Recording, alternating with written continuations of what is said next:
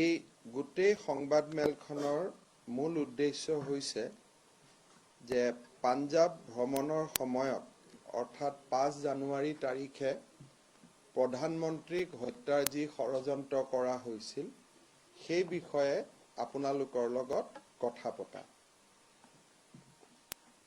पहला जो पॉइंट हम लोग आप लोग को बोलना चाहते हैं कि ये जो पूरा घटनाक्रम हुआ ये कोई संयोग नहीं था, ये एक खूनी साजिश था और ये कोई अचानक भी नहीं हुआ था, ये पूर्व से आयोजित था और ये कोई कुदरती बात नहीं हुआ था, ये कॉन्स्पिरेसी था और ये स्पॉन्टेनियस नहीं था, ये स्पॉन्सर्ड था।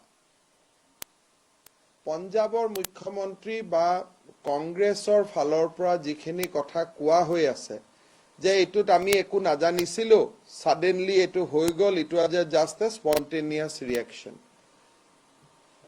আমি কব খুজিছো যে প্ৰধানমন্ত্ৰীক হত্যাৰ এটা সুপৰিকল্পিত ষড়যন্ত্ৰ ৰচনা কৰা হৈছিল 5 তাৰিখে। আজি গোটেই ভাৰতবৰ্ষৰ ৰাইজে ভাৰতবৰ্ষৰ এটা প্ৰতিষ্ঠিত টিভি চেনেলে কৰা ষ্টিং অপাৰেশ্যন দেখা পাইছে।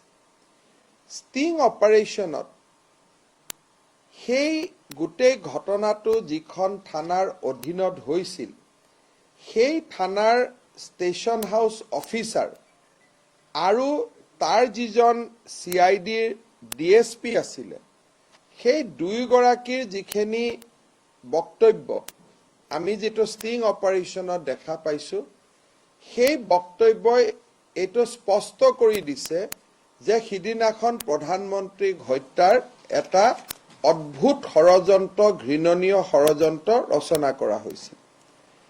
ষ্টিং অপাৰেশ্যনৰ সময়ত আমি দেখিছো যে তাতে এজন DSP আছিলে সুখদেৱ সিং, যি ফিৰোজপুৰৰ CID DSP আছিল। তেখেতে ষ্টিং অপাৰেশ্যনৰ সময়ত যেটো নিউজ চেনেলত ষ্টিং অপাৰেশ্যন হৈছিল তাত তেখেতে ক্লিয়াৰলি কৈছে যে 2 জানুৱাৰী তাৰিখে মই গোটেই ঘটনাখিনি যে এই ধৰণে যি প্ৰটেষ্ট হ'ব পাৰে বা এই ধৰণে কিছু লোক আহিব পাৰে, প্ৰধানমন্ত্ৰীৰ গোটেই ভ্ৰমণত তেওঁলোকে দিগদাৰ কৰিব পাৰে, তেওঁলোকে প্ৰধানমন্ত্ৰীৰ জীৱনৰ প্ৰতি ভাবুকি আনিব পাৰে, সেই বিষয়ে তেওঁ নিজৰ SSPক অৱগত কৰাইছিলে।